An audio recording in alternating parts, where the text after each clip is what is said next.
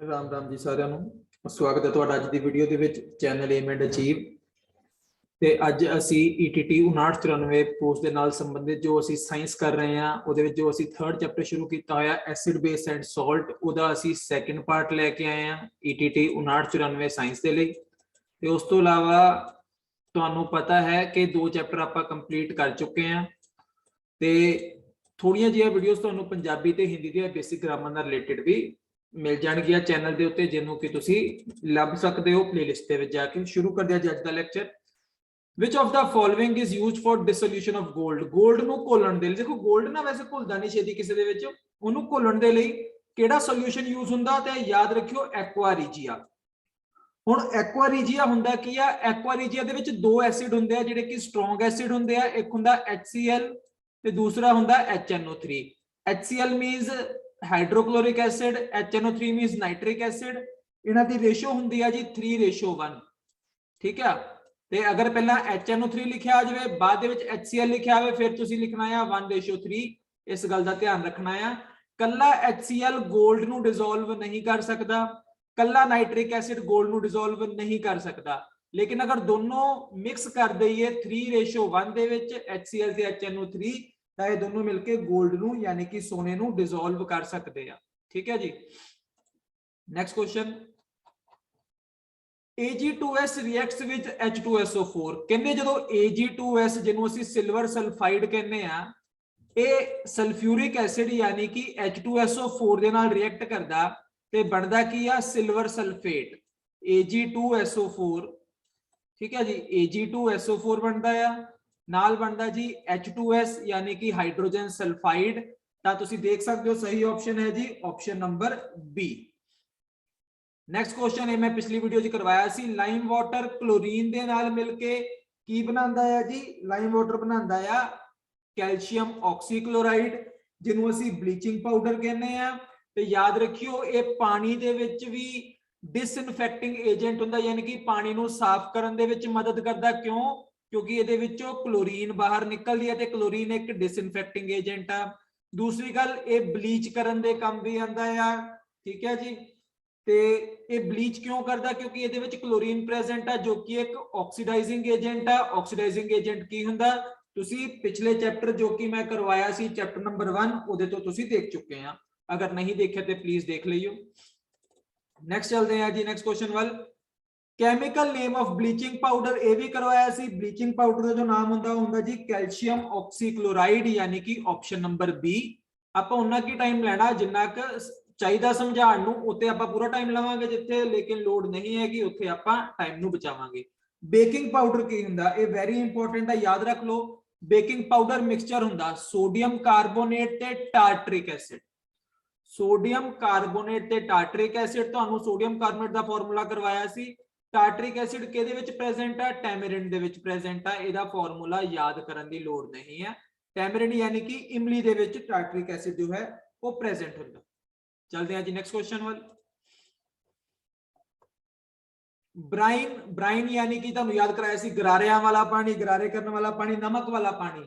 ਇਹ ਕੀ ਬਣਾਉਣ ਦੇ ਵਿੱਚ ਕੰਮ ਆਂਦਾ? ਇਹ ਬਣਾਉਣ ਚ ਕੰਮ ਆਂਦਾ ਜੀ ਸੋਡੀਅਮ ਹਾਈਡਰੋਕਸਾਈਡ ਯਾਨੀ ਕਿ NaOH ਜੋ ਕਿ ਇੱਕ ਸਟਰੋਂਗ ਬੇਸ ਆ, ਇੱਕ ਸਟਰੋਂਗ ਖਾਰ ਆ जो कि पानी च घुल जाता, तो इस करके असीं एल्केली भी कहने आ, अगर तुहानूं याद होवे। ठीक है जी, एल्केली भी कहने आ। नैक्सट हैगा कि जदों बेस नॉन मैटल ऑक्साइड दे नाल रिएक्ट करे, जदों बेस नॉन मैटल ऑक्साइड दे नाल रिएक्ट करे तो याद रखो नॉन मैटल ऑक्साइड हुंदे आ एसिडिक इन नेचर यानी कि तेजाबी। हुण सानूं पता है कि जदों बेस किसी एसिड नाल रिएक्ट करदा आ तां बनदा की आ? सॉल्ट प्लस वाटर, यानी ये एक दूसरे नूं की करदे आ? एक दूसरे नूं न्यूट्रलाइज करदे आ। बेस एसिड दी प्रॉपर्टी नूं खत्म करदा, एसिड बेस दी प्रॉपर्टी नूं खत्म करदा ते सॉल्ट ते वाटर बनदा आ। यानी कि ऑप्शन नंबर ए एक दूसरे नूं की करदे? ये न्यूट्रलाइज करदे आ। अगली गल वल ध्यान दिओ कि अगर नॉन मैटल ऑक्साइड एसिडिक हुंदे आ तां मैटल ऑक्साइड बेसिक हुंदे आ। अगर मैटल ऑक्साइड पूछा जाए तां की होना? बेस। ते मैटल ऑक्साइड जदों एसिड नाल रिएक्ट करूगा फिर भी की बनना है? सॉल्ट ते वाटर ही बनना है, तुसी ध्यान रखना है। ठीक है जी, चलते हैं जी नेक्स्ट क्वेश्चन वाल।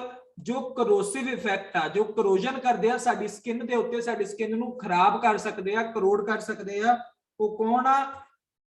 ਉਹ ਦੋਨੋਂ ਐਸਿਡ ਆ ਤੇ ਬੇਸ, ਯਾਨੀ ਕਿ ਐਸਿਡ ਵੀ ਸਕਿਨ ਨੂੰ ਕਰੋਡ ਕਰ ਸਕਦਾ ਆ ਤੇ ਬੇਸ ਵੀ ਸਕਿਨ ਨੂੰ ਕਰੋਡ ਕਰ ਸਕਦਾ ਆ। ਇਹ ਚੀਜ਼ ਤੁਸੀਂ ਧਿਆਨ ਰੱਖਣੀ ਆ, ਠੀਕ ਹੈ ਜੀ। ਨੈਕਸਟ ਕੁਐਸਚਨ, ਨੈਕਸਟ ਹੈ ਜੀ, what happens when acid is mixed with water? ਜਦੋਂ ਵੀ ਐਸਿਡ ਨੂੰ ਪਾਣੀ ਦੇ ਵਿੱਚ ਮਿਕਸ ਕਰਦੇ ਆ ਤਾਂ ਹੀਟ ਇਵੋਲਵ ਹੁੰਦੀ ਆ, ਰਿਐਕਸ਼ਨ ਹੁੰਦੀ ਆ ਜੀ ਐਗਜ਼ੋਥਰਮਿਕ, EXO, ਯਾਨੀ ਕਿ ਐਗਜ਼ੋਥਰਮਿਕ ਹੁੰਦੀ ਆ। ਤੇ ਦੂਸਰੀ ਗੱਲ ਯਾਦ ਰੱਖਣੀ ਆ ਕਿ ਹਮੇਸ਼ਾ ਐਸਿਡ ਨੂੰ ਪਾਣੀ 'ਚ ਪਾਣਾ ਆ, ਪਾਣੀ ਨੂੰ ਐਸਿਡ 'ਚ ਨਹੀਂ ਪਾਣਾ, ਕਿਉਂਕਿ ਜਦੋਂ ਪਾਣੀ ਨੂੰ ਐਸਿਡ 'ਚ ਪਾਉਂਦੇ ਆ ਤਾਂ ਉਹ ਉਬਲ ਕੇ ਬਾਹਰ ਆ ਸਕਦਾ ਆ, ਸਾਡੀ ਸਕਿਨ ਤੇ ਐਸਿਡ ਵੀ ਪੈ ਸਕਦਾ, ਕਿਉਂਕਿ ਉਹਦੇ ਵਿੱਚ ਹੀਟਿੰਗ ਜ਼ਿਆਦਾ ਹੋ ਜਾਂਦੀ ਆ।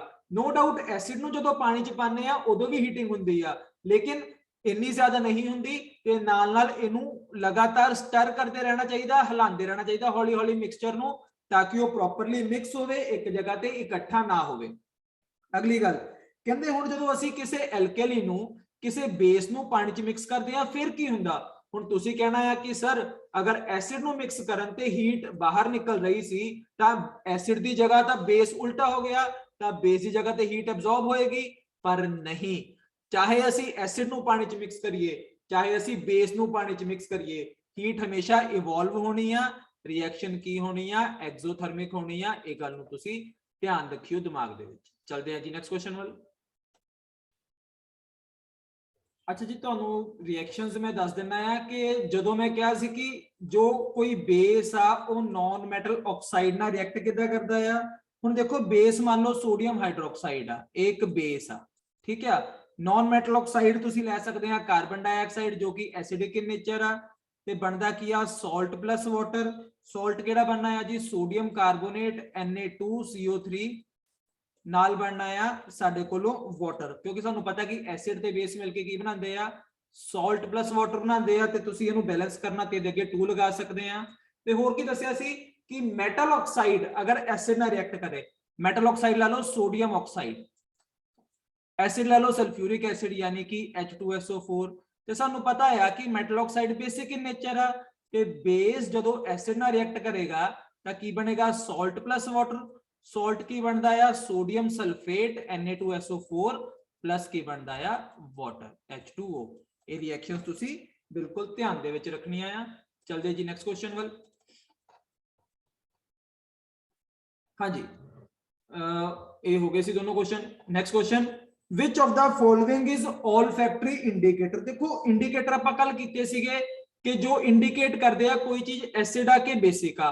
olfactory ਇੰਡੀਕੇਟਰ ਉਹ ਹੁੰਦੇ ਆ ਜਿਹਦੀ ਕੀ ਸਮੈਲ ਚੇਂਜ ਹੋ ਜਾਂਦੀ ਆ, ਐਸਿਡ ਜਾਂ ਬੇਸ ਦੇ ਵਿੱਚ ਕਿਸੇ ਨਾ ਕਿਸੇ ਚ ਸਮੈਲ ਚੇਂਜ ਹੁੰਦੀ ਆ। ਕਿਹਦੇ ਵਿੱਚ ਹੁੰਦੀ ਆ ਅੱਗੇ ਜਾ ਕੇ ਕਰਾਂਗੇ।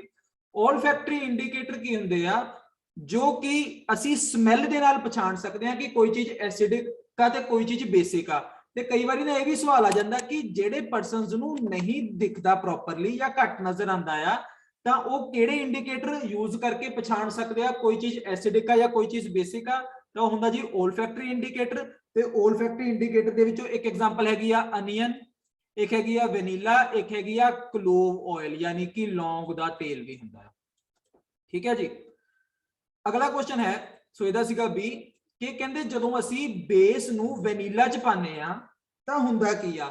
ਜਦੋਂ ਵੀ ਬੇਸ ਨੂੰ ਵੈਨੀਲਾ ਚ ਪਾਣੇ, ਕਿਉਂਕਿ ਵੈਨੀਲਾ ਇੱਕ ਇੰਡੀਕੇਟਰ ਆ ਜੋ ਕਿ 올ਫੈਕਟਰੀ ਇੰਡੀਕੇਟਰ ਆ ਤੇ ਉਹਦੀ ਸਮੈਲ ਚਲੀ ਜਾਂਦੀ ਆ। ਇਦਾਂ ਹੀ ਅਨੀਅਨ ਦੇ ਨਾਲ, ਪਿਆਜ਼ ਦੇ ਨਾਲ ਵੀ ਹੁੰਦਾ। ਪਿਆਜ਼ ਨੂੰ ਜਦੋਂ ਬੇਸ ਚ ਪਾਉਂਗੇ ਸਮੈਲ ਚਲੀ ਜਾਂਦੀ ਆ, ਲੇਕਿਨ ਐਸਿਡ ਦੇ ਵਿੱਚ ਉਹਦੀ ਸਮੈਲ ਬਰਕਰਾਰ ਰਹਿੰਦੀ ਆ।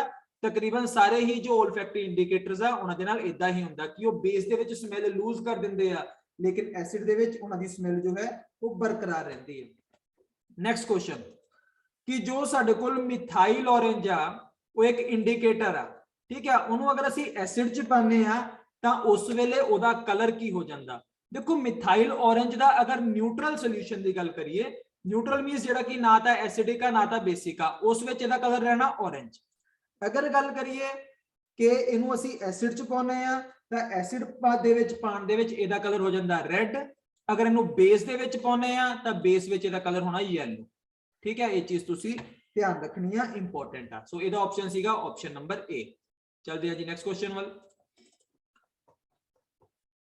Which of the following compound is formed when zinc reacts with hydrochloric acid? ਕਹਿੰਦੇ ਅਗਰ ਜ਼ਿੰਕ ਹਾਈਡਰੋਕਲੋਰਿਕ ਐਸਿਡ ਨਾਲ ਰਿਐਕਟ ਕਰੇ ਤਾਂ ਕੀ ਬਣਦਾ ਆ, रिएक्शन देखो zinc plus HCl hydrochloric acid HCl की बनता zinc chloride ZnCl2 plus H2 जो कि गैस आ जिंक हुंदा सॉलिड HCl हुंदा एक्वस जिंक क्लोराइड बनता एक्वस क्योंकि सॉल्ट आ ते हाइड्रोजन बनती है गैस ते गैस की जगह ते एक अपवर्ड एरो भी आ सकता जो कि ऊपर नूं आ हुण इहदे विच एक गल जो ध्यान रखनी आ कि जदों भी मैटल धात किसी एसिड यानी कि तेजाब नाल रिएक्ट करदी आ की बनदा आ सॉल्ट ते केड़ी गैस बाहर निकलदी आ हाइड्रोजन गैस बाहर निकलदी आ ठीक है जी ते हाइड्रोजन गैस बाहर निकलदी आ इहदी पछाण की आ इहदी पछाण हैगी आ पॉप अप साउंड यानी कि की हुंदा है जदों असीं माचिस दी तीली बलदी होई इहदे कोल लैके आने आ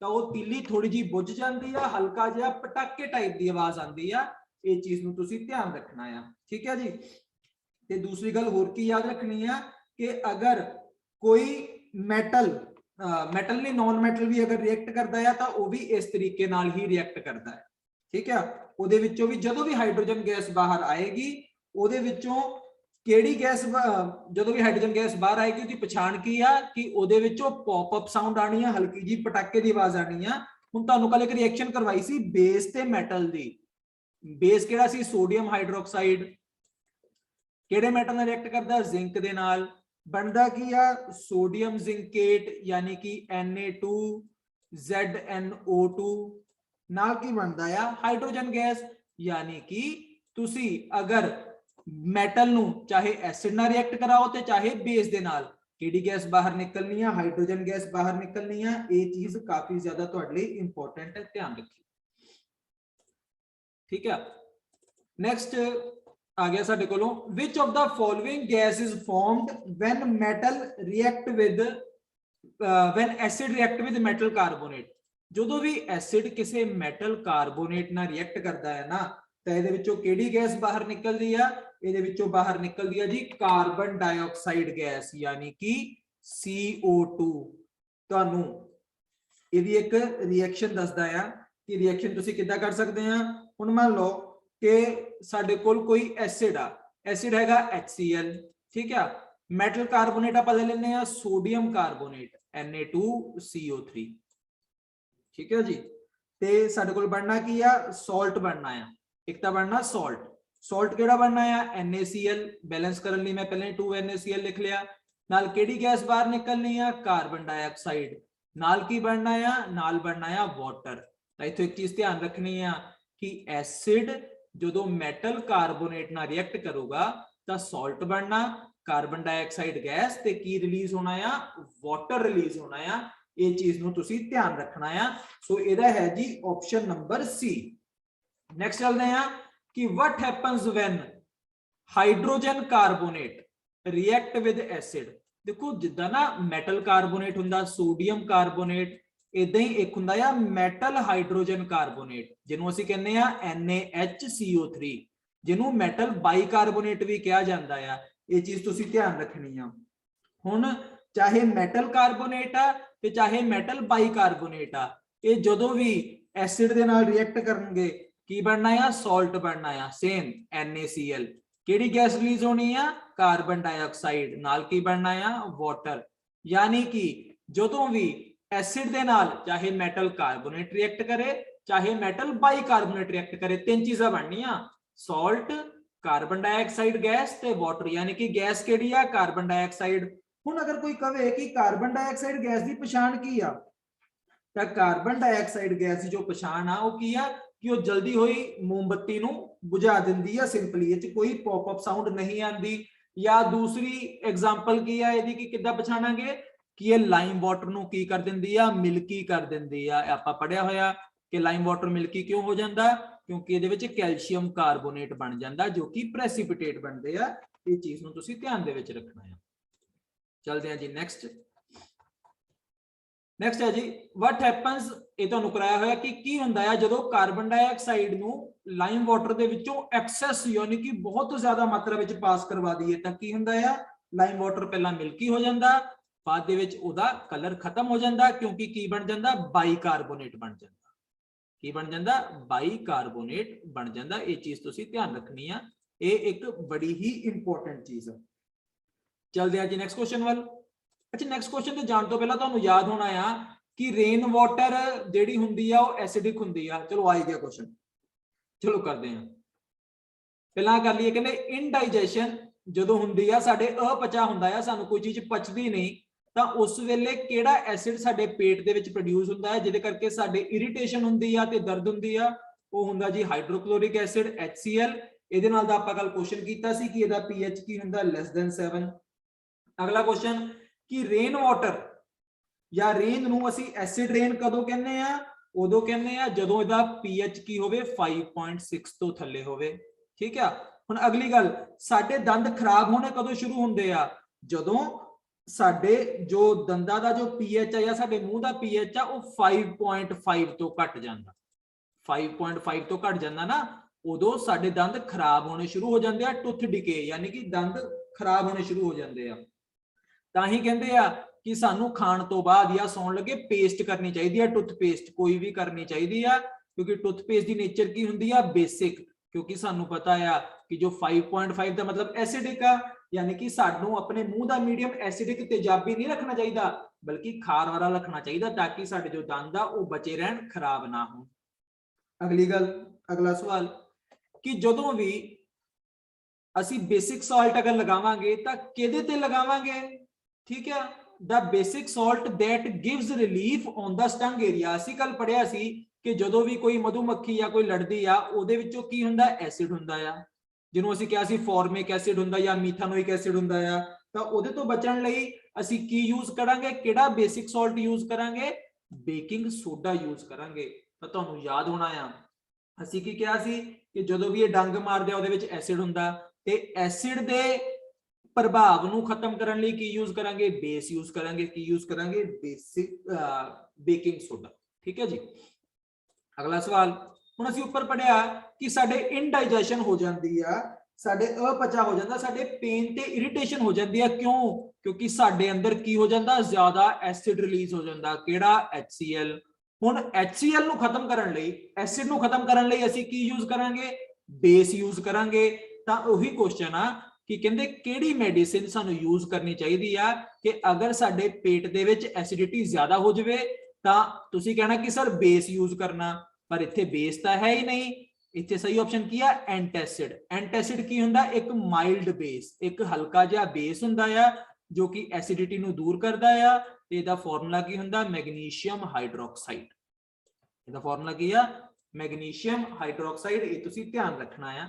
ਇਹ ਮਾਈਲਡ ਬੇਸ ਹੁੰਦਾ, ਤਕਰੀਬਨ ਇਹਦਾ ਮੇਰੇ ਖਿਆਲ pH 10 ਹੁੰਦਾ ਹੈ, ਕਿਉਂਕਿ ਬਹੁਤਾ ਸਟਰੋਂਗ ਨਹੀਂ ਨਾ ਹੁੰਦਾ, ਇਹਦਾ pH 10 ਹੁੰਦਾ ਹੈ। ਅਗਲੀ ਚੀਜ਼ ਧਿਆਨ ਰੱਖਣੀ ਹੈ। ਸੌਰੀ, ਅਗਲੀ ਚੀਜ਼ ਚੱਲਦੇ ਹਾਂ।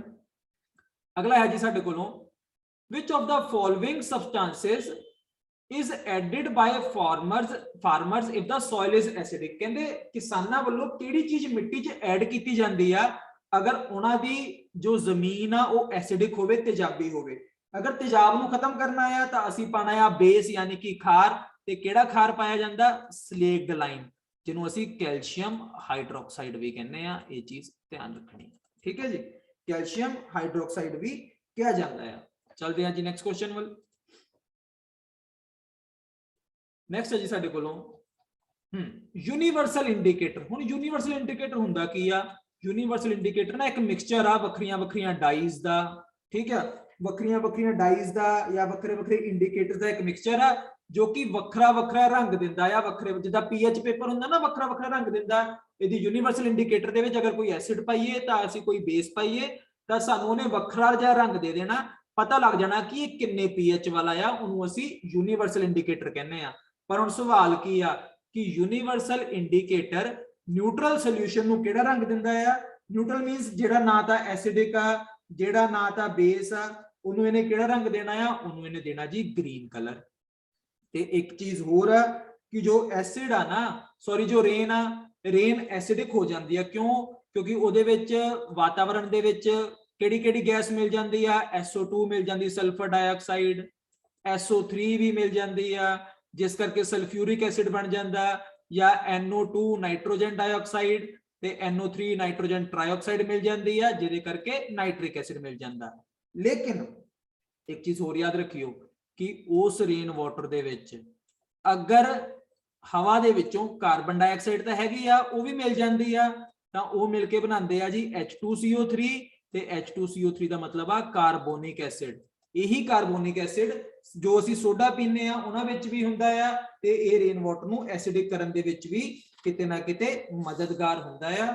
ਸੋ ਇਹਦੇ ਨਾਲ ਹੀ ਜੋ ਸਾਡਾ ਇਹ ਵਾਲਾ ਚੈਪਟਰ ਆ, ਇਹ ਜੋ ਟੌਪਿਕ ਆ ਐਸਿਡ ਬੇਸ ਐਂਡ ਸਾਲਟ, ਉਹ ਕੰਪਲੀਟ ਹੁੰਦਾ ਆ। ਨਹੀਂ ਇੱਕ ਦੋ ਕੁਐਸਚਨ ਰਹਿ ਗਏ ਆ, ਇੱਕ ਮਿੰਟ, ਇੱਕ ਦੋ ਕੁਐਸਚਨ ਹੈਗੇ ਆ ਕਿ ਜੋ ਨੈਚੁਰਲ ਇੰਡੀਕੇਟਰ ਹੁੰਦੇ ਆ ਜਿਹਨੂੰ ਅਸੀਂ ਲਿਟਮਸ ਕਹਿੰਦੇ ਆ, ਇੱਕ ਨੈਚੁਰਲ ਇੰਡੀਕੇਟਰ ਨਾ ਜਿਹਨੂੰ ਅਸੀਂ ਲਿਟਮਸ ਕਹਿੰਦੇ ਆ, ਲਿਟਮਸ ਦਾ ਨਿਊਟਰਲ ਸੋਲੂਸ਼ਨ ਦੇ ਵਿੱਚ ਕਲਰ ਕੀ ਹੁੰਦਾ ਆ? ਪਰਪਲ, ਠੀਕ ਹੈ, ਜਾਂ ਇਹਨੂੰ ਕਹ ਲਓ ਇੱਕ ਪਰਪਲ ਡਾਈ ਆ, ਠੀਕ ਹੈ, ਇੱਕ ਕੀ ਹੈ? ਇੱਕ ਪਰਪਲ ਡਾਈ ਆ, ਜੋ ਕਿ ਕਿੱਥੋਂ ਮਿਲਦੀ ਆ? ਇੱਕ ਪਲਾਂਟ ਤੋਂ ਮਿਲਦੀ ਆ। ਉਹ ਜੋ ਪਲਾਂਟ ਟਾਈਪ ਆ ਉਹਨੂੰ ਅਸੀਂ ਕੀ ਕਹਿੰਦੇ ਆ? ਲਾਈਕਨ ਕਹਿੰਦੇ ਆ। ਕੀ ਕਹਿੰਦੇ ਆ? ਲਾਈਕਨ। ਇਹ ਕਿਹੜੀ ਫੈਮਿਲੀ ਨੂੰ ਬਿਲੋਂਗ ਕਰਦਾ ਆ? ਇਹ ਬਿਲੋਂਗ ਕਰਦਾ ਜੀ ਥੈਲੋਫਾਈਟਾ ਨੂੰ। ਇਹ ਕਿਹੜੀ ਫੈਮਿਲੀ ਨੂੰ ਬਿਲੋਂਗ ਕਰਦਾ? ਇਹ ਕਰਦਾ ਜੀ ਥੈਲੋਫਾਈਟਾ ਨੂੰ ਬਿਲੋਂਗ ਕਰਦਾ ਆ। ਇਹ ਚੀਜ਼ ਧਿਆਨ ਰੱਖਣੀ ਆ, ਠੀਕ ਹੈ ਜੀ। ਇਹ ਨੈਚੁਰਲ ਇੰਡੀਕੇਟਰ ਆ, ਇਹਦੇ ਨਾਲ ਜੋ ਸਾਡਾ ਚੈਪਟਰ ਆ ਉਹ ਖਤਮ ਹੁੰਦਾ ਆ ਜੀ। ਮਿਲਦੇ ਆ ਜੀ ਨੈਕਸਟ ਚੈਪਟਰ ਦੇ ਵਿੱਚ। ਵੀਡੀਓ ਵਧੀਆ ਲੱਗੀ ਤੇ ਉਹਨੂੰ ਲਾਈਕ ਕਰਕੇ ਚੈਨਲ ਨੂੰ ਜ਼ਰੂਰ ਸਬਸਕ੍ਰਾਈਬ ਕਰ ਦਿਓ। ਬਹੁਤ ਬਹੁਤ ਧੰਨਵਾਦ ਜੀ, ਤੇ ਫਰੈਂਡਸ ਨਾਲ ਵੀ ਸ਼ੇਅਰ ਕਰ ਦਿਓ। Thank you.